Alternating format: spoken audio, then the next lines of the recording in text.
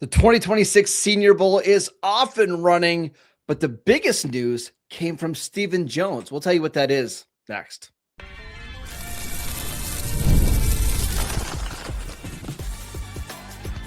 You are Locked On Cowboys, your daily Dallas Cowboys podcast. Part of the Locked On Podcast Network, your team every day. Welcome back to the Locked On Cowboys podcast, part of the Locked On Podcast Network, your team every day. We'd like to thank you for making us the #1 sports podcast network. And today's episode is brought to you by Game Time. Download the Game Time app, create an account, and use promo code Locked On for $20 off your first purchase. Welcome back. I am your host, Marcus Mosher. He is Landon McCool. And on today's show, we're going to talk to you guys about all the rumblings coming out of the Senior Bowl in Mobile, Alabama, some of the biggest standouts, guys to watch throughout the remainder of the week, tons of Senior Bowl content coming up.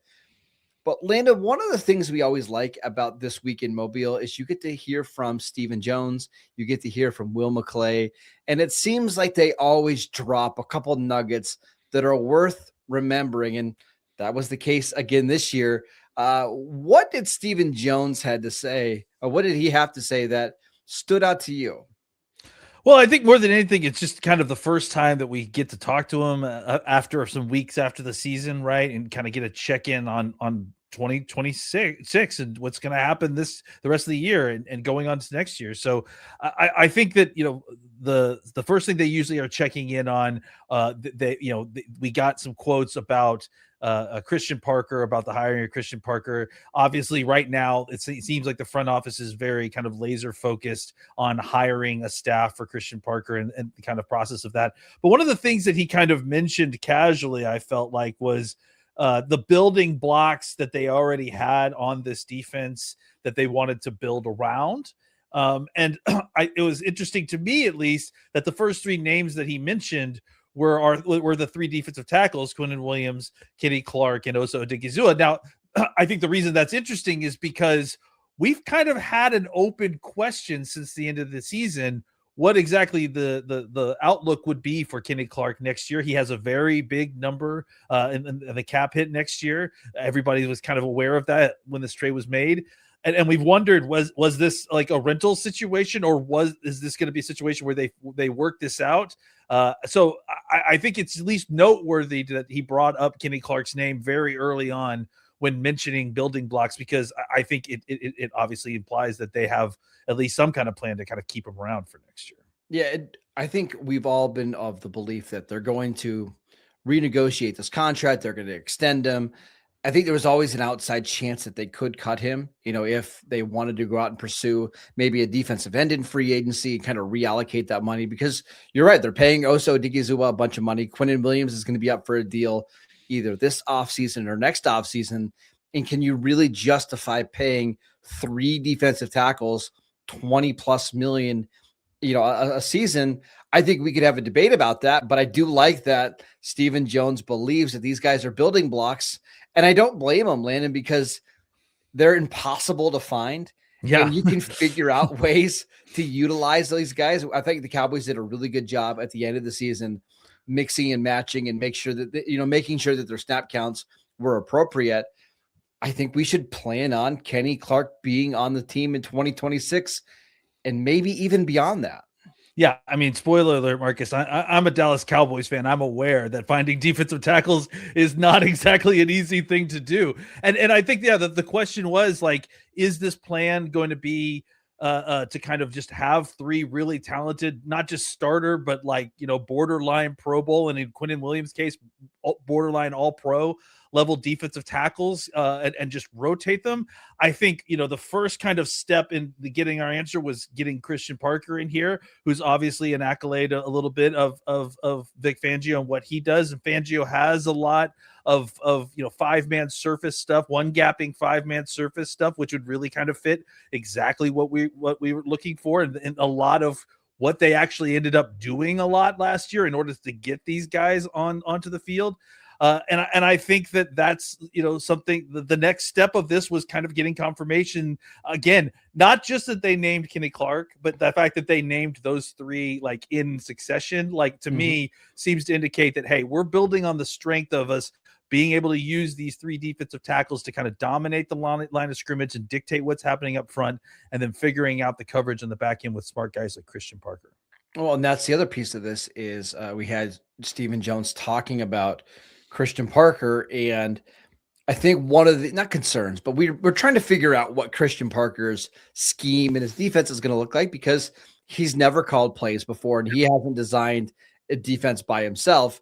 One of the quotes that we got was about him, having Vic Fangio principles, but not being a carbon copy. And it sounds like in their kind of interview, he was able to shed some light on what his scheme is going to be and why it's going to differ from Fangio, and why that could be a good thing for the Cowboys. Yeah, just a quick plug. Go read Nick Harris's wonderful article in the Fort Worth Star-Telegram about it. It was filled with all kinds of great stuff. Nick does a great job there, and this was no different. And in the article, he talks about one of the things that the Joneses were excited about was that, yes, these kind of comes from that Fangio tree, but apparently Parker also gave the front office the ideas of what he wanted to do kind of different to differentiate himself a little bit from Fangio, and that they felt that those items, the things that he was talking about that were going to be different, would be strengths of the defense. So we didn't really get any further details than that, and I'm sure the speculation around that one sentence can go wild for a long time, at least in my head. But I think that's interesting that, hey, it's not necessarily going to be a carbon copy of Fangio, but not only that, but the differences that he has planned are also sounding extremely interesting, at least to the Joneses. And we're going to talk about some of the players at the Senior Bowl in just a couple minutes, but that's what makes this process harder than in previous years. And honestly, we've been going through that a little bit between, Dan Quinn, Mike Zimmer, Matt Eberflus, and now with Christian Parker, it's even harder because with Dan Quinn and Zimmer and Eberflus, you're able to go back and watch their previous defenses. That's not the case here with Parker. It's really challenging to figure out, okay, what does he want in a cornerback? What does he want in a pass rusher? What does he want in a defensive tackle? I think we're going to learn a lot about this defense here, in the next couple of months. We'll start to get some things that leak out, but from a scouting perspective, at least from the outside looking in, that can be challenging. Well, I will say this, that Parker seems to be the kind of guy to tailor, his coaching to whoever he has. And I think he, one of the other things that came from that article that Harris wrote was that he had a plan specifically for Revel. He has a plan specifically for Bland and for the safety. So, it's even with guys that may not be necessarily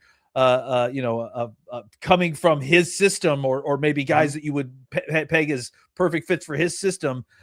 He probably has a good plan for getting them to where they need to be to operate inside the system, so that the system serves them, right? So that they can play well. And I think that's kind of what we've been asking for. And that's sort of the more modern stance of these younger coaches, is finding ways to communicate to these guys the nuances of the scheme so that they can play faster. They can kind of unlock their own skill set and then playing to those strengths. I also wonder if you're looking at like the coaching interviews the Cowboys have been making over the last couple of days, on the defensive side of the ball, a couple 3-4 outside linebacker coaches have been interviewing. And listen, I don't want to have a debate on 4-3 versus 3-4 because it's so mixed anymore. I think if you're thinking of 3-4, you're thinking of it, kind of a out of date version of that. But I do think they're going to be maybe a little bit more multiple than what we've seen, at least under Matt Eberflus. Here's where I think it makes a difference, right? Is that, 3-4, 4-3, some defenses do and some defenses don't drop their edge players into coverage more. And that's really it, right?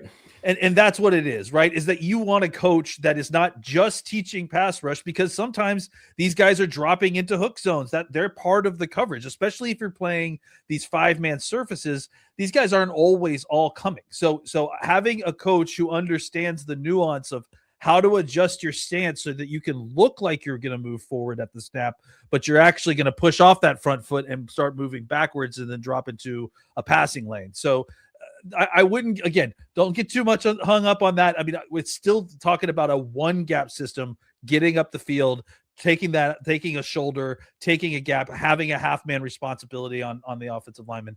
That's still what we're talking about here.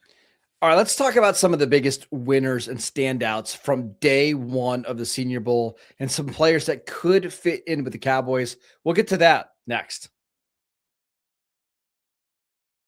Hey, it's Matt Derry from the Locked On Lions podcast. The people I love depend on me. If I'm gone, the financial responsibilities don't disappear. I didn't want my family figuring things out during the hardest moment of their lives. That's why I knew only one place to go. I chose life insurance through my friends at Ethos. Ethos makes getting life insurance fast and easy, 100% online. You can get a quote in seconds, apply in minutes, and get same-day coverage. There's no medical exam. You just answer a few simple health questions. You can get up to $3 million in coverage. Some policies are as low as $30 a month. I love the folks at Ethos. Protect your family with life insurance from Ethos now by going to ethos.com/LockedOnNFL. In as little as 10 minutes, you can get the free quote and up to $3 million in coverage at ethos.com/LockedOnNFL. That is ethos.com/LockedOnNFL. Ethos.com/LockedOnNFL. Application times and rates may vary. This episode is brought to you by Game Time. There's nothing like being in an NBA arena, the crowd, the energy, the moment. But getting tickets, though, that part can always be a little challenging. But that's why Game Time has become the go-to app for scoring tickets fast without all of the hassle. It puts the advantage back where it belongs, and that's with the fans.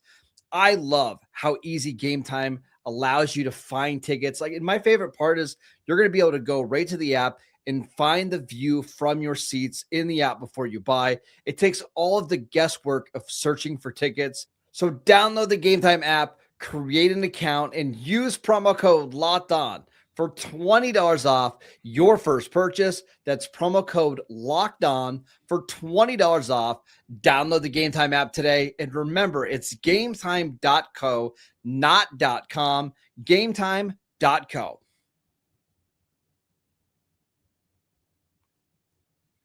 Welcome back to the Locked On Cowboys podcast. We'd like to thank you for making us your first listen every single day. Every dayers, you're going to get ad-free episode to this podcast for just $5 a month. And if you love the show, you know how much you're going to love the Everydayer Club. There's also so many other benefits, including a Discord server where you can come, ask us questions, hang out, talk ball all day long. Go to lockedoncowboys.supercast.com or tap the link in the show notes to learn more. All right, Landon, let's talk about the Senior Bowl. Day one of the practices are in the books. Who were some of your biggest winners from Tuesday? Yeah, I mean, let's start with like some of the top end guys, right? Just because there's so many names to talk about, right? I thought that TJ Parker was as advertised, right? Mm-hmm. Came in and was explosive.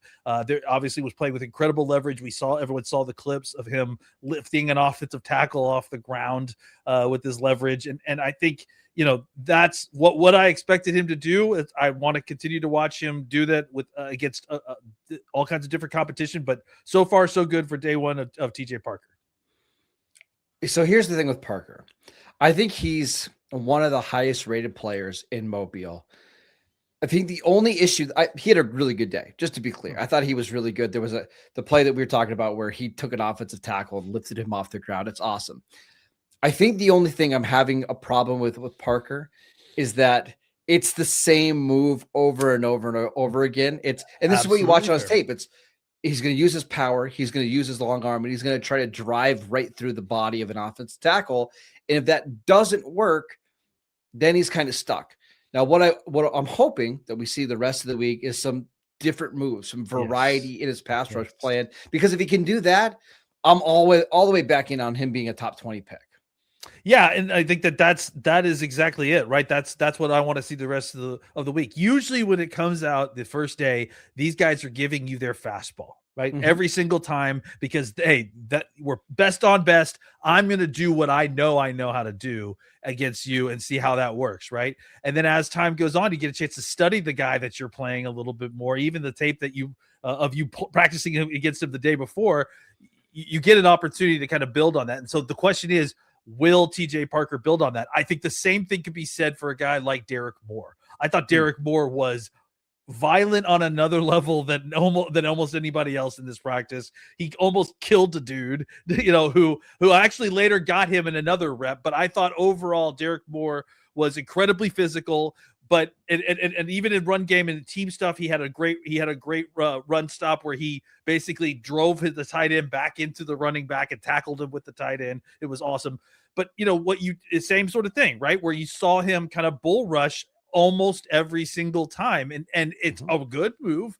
But you have to have another counter. You have to have a couple of different moves in order to be a successful rusher in the NFL. Now, Derek Moore is not quite the level, I think, of TJ Parker, probably a little bit less, probably the top 50 player. I don't know. I really have no idea. I haven't looked it up. But I think same sort of situation is you need to see some of these guys kind of evolve as the week goes, especially if they kind of just came out and are only throwing fastballs. You got to see the counter there.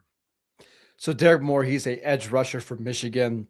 The size 6'3", 260. So he's a good size edge. Actually, he was very productive at Michigan. He had back-to-back seasons with a pass rush win rate over 20%, which is awesome. But again, you just want to see these guys check boxes. And I think Derek Moore, he was another guy that had a really good day. I'm going to mention Colton Hood, a cornerback from Tennessee. I'm going to do my best to make sure that I mention the school and the position. Very good day. They had a compete period at the end of the practice where he was one-on-one on an island with no safety help, stuck with the receiver the whole time, batted the ball away right at the pylon. I still have some concerns about him in terms of like being a little too grabby and what does it look like on in-breaking routes. But I thought for the most part, he was really good on Tuesday.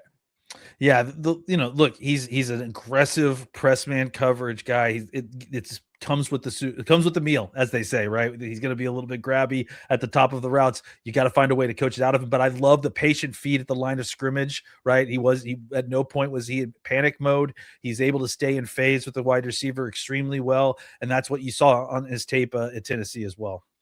Who else stood out to you from Tuesday's practice? Well, okay, so now getting into some lesser-known guys that I think just really had some good practice. A guy that we had mentioned previously, Chris Johnson from San Diego State, I thought looked the part. I mean, he didn't necessarily have the same kind of win rate. I saw him slip a couple different times, I think, trying to get his footing. But the movement skills, the ability to stay in phase again, he looks extremely smooth for his size.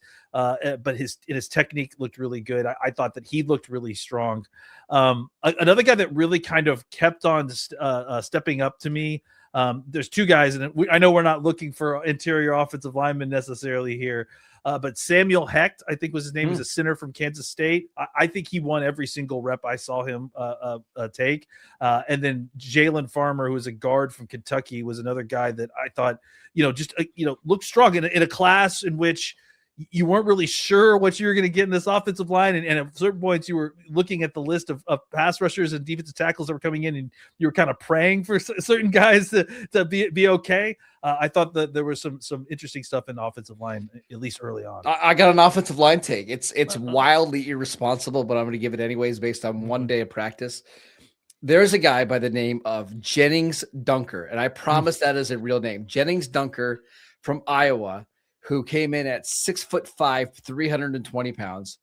More importantly, he's got red hair with a red mustache and a red mullet that's just flowing out of the back of his head, out of his helmet.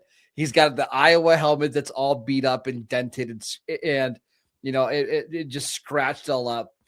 And he was an awesome player on Tuesday. Nobody beat him, and he is think of an Iowa offensive lineman. Like, just close your eyes. Exactly. He is him, and I think I saw some reports kind of going into the week of him being like a second or third round pick.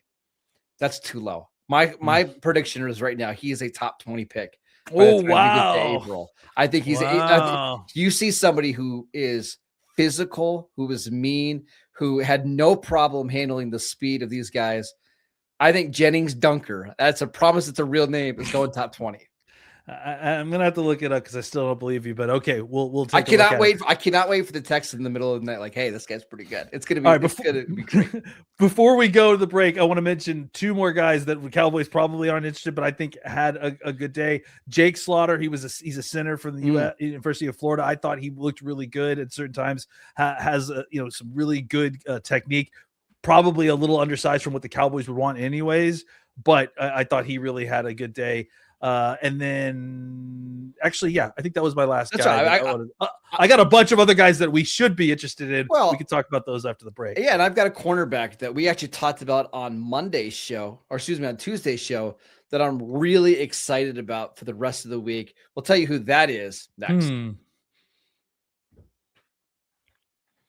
This episode is brought to you by FanDuel. It's the last call for football on FanDuel. One final Sunday, one last kickoff, the final chance to get in on the action before the NFL season officially comes to a close. This Super Bowl 60, and FanDuel is making sure you're right in the middle of the action with a special offer just in time for the biggest game of the year. Whether you're backing the favorite, riding with the underdog, or building one last same game parlay, this is the game that everybody has been waiting for. This is where predictions turn into plays, stats turn into storylines, and every snap just feels bigger. It's the perfect way to cap off a really fun season. If you're a new customer, bet just $5 and get $200 in bonus bets. If you win, make it count, because after the Super Bowl, the season is over. We got to wait 7 more months for football. It's the last call for football on FanDuel, the official sportsbook partner of Super Bowl 60. Visit FanDuel.com to get started. Welcome back to the Locked On Cowboys podcast. We are discussing some of the biggest winners from for the first practice of the Senior Bowl. It's been a long week already. Just so much has happened. Who else impressed you during Tuesday's practice? We got to talk about Gabe Jacas. I think it's Jacas. It's an extremely soft J, and it's Jacas. He's a defensive lineman from Illinois. I thought he looked incredibly smooth and was athletic, and he was just winning by stringing, very fluid moves together one after another. You saw him reduce inside to play a little bit and rush the passer against guards, and he won big time there. In team drills, he won in a run play and was able to kind of chase the quarterback back on a bootleg on the backside. I just, every time I was looking up and I saw a guy with the Illinois helmet, number 15, and he was running around and causing problems. So, I thought that he had a really good day. I don't know if you saw him running around. Yeah, I did see him. Another one that I wanted to mention is Malik Muhammad, a cornerback from Texas, who we mentioned on yesterday's show. He was really good. Now, there's a couple of receivers here that are like way, way bigger than him, and it did not matter. He was beating these guys up at the line of scrimmage. Was he a little grabby? Yeah, of course. But I would rather, I'm going to quote Mike Tomlin, which I never do in this podcast. Wow. I'd rather say whoa than sick him, right? Like, I'd rather coach you to be not so aggressive than having to coach you to try to be aggressive. I think Muhammad had an awesome day. He's one of these guys, like in the mid rounds, if the Cowboys can get, a third, fourth round pick, I would love to see Muhammad on this team. And he didn't look as small as I imagined he was going to, right? Like he looked a little bit more filled out than what I expected. Yep. Another guy that had a really great day, I thought, was Grayson Halton from OU. It's a defensive tackle, especially once they got into run drills and team drills. You saw him kind of make his presence felt inside. Bigger guy, it looks like. I didn't actually get his measurements, but he looked like he's a big guy. Here, I got it right here. Grayson Halton. I'm sorry, I may have said his number. 6'2", 293. Yeah, so he's a 3 technique for sure. But yeah, it was just physical. Was able to move people inside. Another guy at another position that the Cowboys would be interested in, I thought that was good was, and we talked about him, I think in the preview show, was Mike Washington, the running back from Arkansas. He had a nice cutback run where he was showing good forward balance, was able to cut it back against the grain, pick up yards, and had another nice run as well. And then a guy that I got to mention here that I had so many questions about, and just because I didn't know what happened this year, and I'm still not sure what happened this year. Jaden Ott, running back from Oklahoma, and it was just a guy that was very highly anticipated player going back to OU this fall, and something happened there, falling out with the coaching staff or something, but he basically didn't play almost at all this season, or played very little, and wasn't really part of their attack when they really were struggling to run the football at different points. So definitely was interested to see him out there. How do you view someone like Nick Singleton, and who, again, we mentioned him on yesterday's show? He had a nice rep in pass protection. He had another rep where he got ran over. I think that's what's so frustrating about him. And again, we shouldn't overreact to one play, positive or negative, but there's just so many inconsistencies in this game. And we talked about this, earlier in the week. We want to see these guys build on these practices. What you want to see is a guy get better as the week goes on. Day one's not all that important. If you're better by the third day of practice, that's phenomenal. I'm just still waiting for it with Nick Singleton. Yeah, and that's, you gotta find a way to kind of block out your own biases. And the problem is when they kind of are being immediately kind of supported by what you're seeing. Like, and that's what we're seeing with Singleton, is that he's very good on one rep and very bad on the other rep. And I think the pass protection situation was correct, right? Where you watch him in the rep that he won, and it was because he's just a physical specimen. His technique was terrible. He almost tackled the guy. Like it was, but he physically kept the guy away from the quarterback. Right. The second rep, he used that same technique, and it very much did not work. Right. So I think it's just, having to see these guys throughout the week, noting the good, noting the bad, and then kind of just adding it up at the end of the week to see exactly where they are. All right, that is it for today's show. We'd like to thank you for making us your first listen every single day. We're going to have tons of Senior Bowl content over the next 2 days, including winners, losers, targets for the Cowboys. So make sure you guys are downloading the podcast wherever you get your podcast. And if you never miss an episode, the Everydayer Club is built for you. Get Locked On Cowboys ad-free, plus members-only Discord access, and so much more. And for those of you on video, we can send you the first ever 24/7 national NBA YouTube channel. And on audio, make your second listen the Locked On NFL podcast. Follow Landon on Twitter at McCoolBCB. I'm at Marcus_Mosher. We'll see you right back here tomorrow.